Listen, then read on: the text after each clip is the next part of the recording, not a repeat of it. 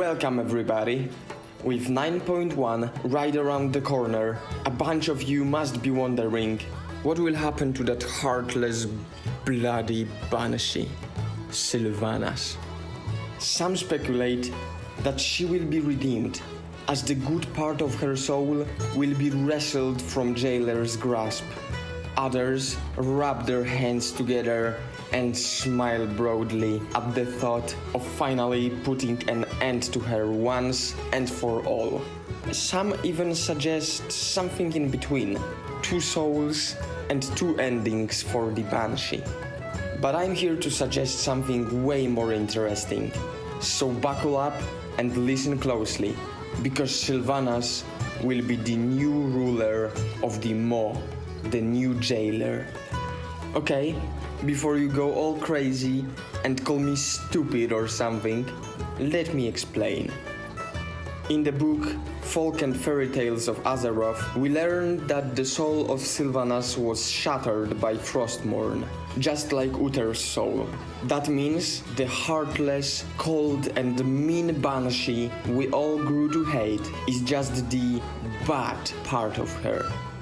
The good part, as we learn from the book, is held hostage by Jailer, which would explain why Sylvanas is such a loyal servant to him.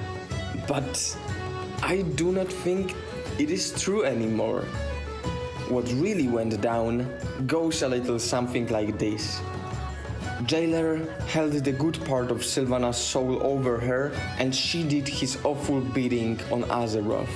She burned Terndrassil, killed Sourfang, and broke the veil, opening the way to Shadowlands.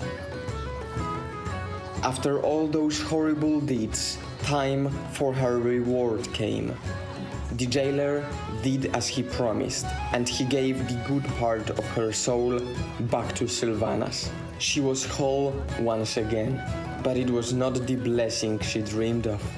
When she saw her doing through her regained conscience, she broke down in horror. She wasn't able to forgive herself, and she deemed herself irremediable. That's what Jailer was hoping for. Sylvanas would be even more powerful and even more dedicated to his cause, as she lost all hope. And that was the case.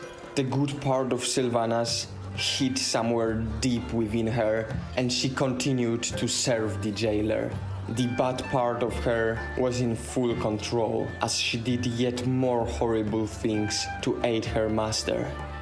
The difference was, now Sylvanas saw the horrors, and she felt for her victims. She started to resent the jailer and his ways, especially after he dominated Anduin and deprived him of free will. But she still felt hopeless. There was no stopping the jailer. Not even the random heroes of Azeroth stand a chance in this war, she thought.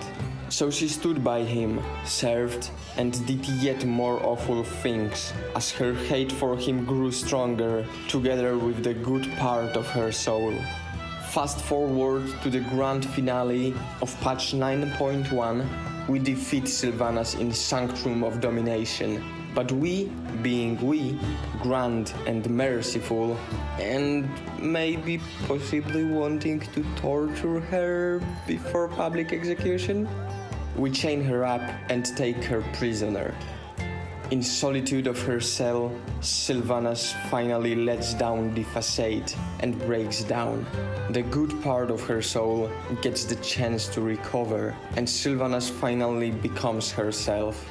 She still thinks herself irremediable, but now she's got the will to put things right. During interrogation, she cooperates and tells us everything. Secrets and plans, anything needed to fight the Banished One. Through great peril and thanks to Sylvanas' information, group of random heroes of Azeroth finally puts an end to the reign of the jailer. After the big bad Baldy falls, Sylvanas is brought before the court of mortals and dwellers of Shadowlands. The judgment is anonymous. She must repent for her sins.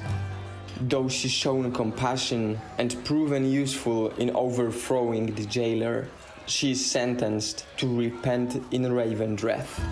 But Sylvanas protests. She has decided already. She cannot be redeemed. She says that she wants to be cast into the maw. This is the only place for her to repent. The Arbiter sees that her words are true and grants this horrible wish. In the maw, Sylvanas makes good use of her cunning and proves that she was a diligent student of the jailer. She slowly takes control of the realm and becomes the new jailer. She is cruel and cunning, which lets her stay on top of her servants. Yet, she is just and emphatic, which makes her different from them. She stands at the head of an army of damned souls with one goal in mind: to make sure that whatever is thrown into the maw stays there for good.